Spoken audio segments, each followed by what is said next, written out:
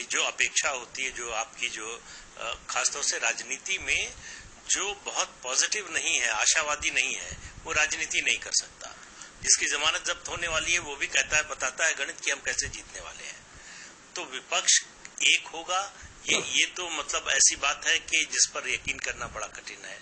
आज तक विपक्ष 2 ही बार एक हुआ है, एक 1977 में जब इमरजेंसी के बाद चुनाव हो रहे थे, दूसरा 1988-89 में जब वीपी सिंह बोफोर्स के मुद्दे पर निकले थे। तो ऐसा कोई मुद्दा है क्या विपक्ष के पास?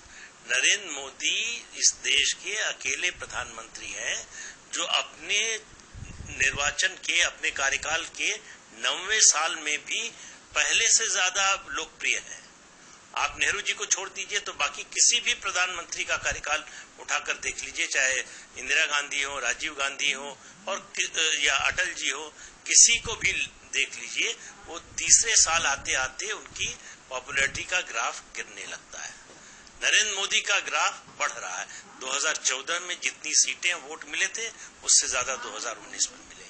तो जो ग्राउंड रियलिटी है वो नहीं बदल जाएगी। मोदी ने बीजेपी को 3 तरह से स्ट्रेंथन किया है।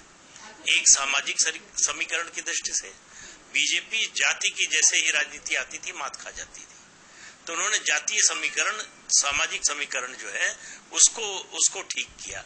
तो अति पिछड़ा को जोड़ा पूरी तरह से, दलित वर्ग को जोड़ा, और उसके अलावा सवर्ण पहले से बीजेपी का जो है वोटर था उसको एक तरह से कहें सीमेंट किया। सेंट्रल गवर्नमेंट की जो स्कीम्स हैं उनके जरिए जो लाभार्थी वर्ग बना वो जाति से ऊपर जाता है।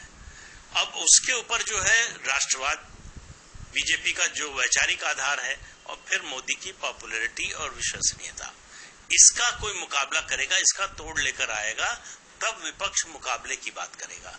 आप कह रहे हैं कि लालू प्रसाद यादव ने कहा कि नहीं बनेंगे प्रधानमंत्री नरेंद्र मोदी 2024 में, नीतीश कुमार को प्रधानमंत्री पद का उम्मीदवार बनाने की बात हो रही। कांग्रेस ने कल ही बयान दे दिया। इन सब बयानों को सुनने के बाद कहा कि कांग्रेस का प्रधानमंत्री पद का उम्मीदवार राहुल गांधी होंगे या जिसको वो चुनेंगे वो होगा। एक बात। और प्रधानमंत्री पद की आकांक्षा लेकर, महत्वाकांक्षा लेकर कितने लोग घूम रहे हैं। ममता बनर्जी अपनी पार्टी का विस्तार करना चाहती हैं पश्चिम बंगाल से बाहर।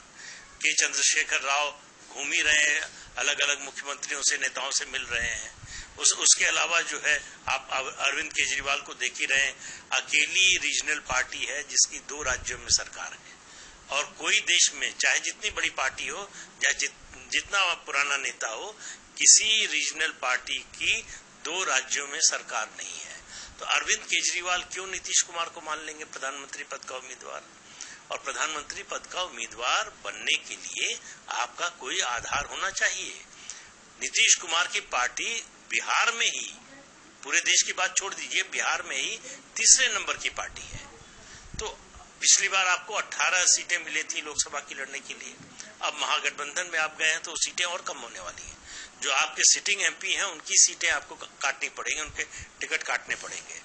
तो ऐसे में ये उम्मीद करना कि 543 सदस्यों वाली लोकसभा में आप प्रधानमंत्री पद के उम्मीदवार हो जाएंगे, तो ये शेख चिल्ली के हसीन सपने से ज्यादा कुछ नहीं है।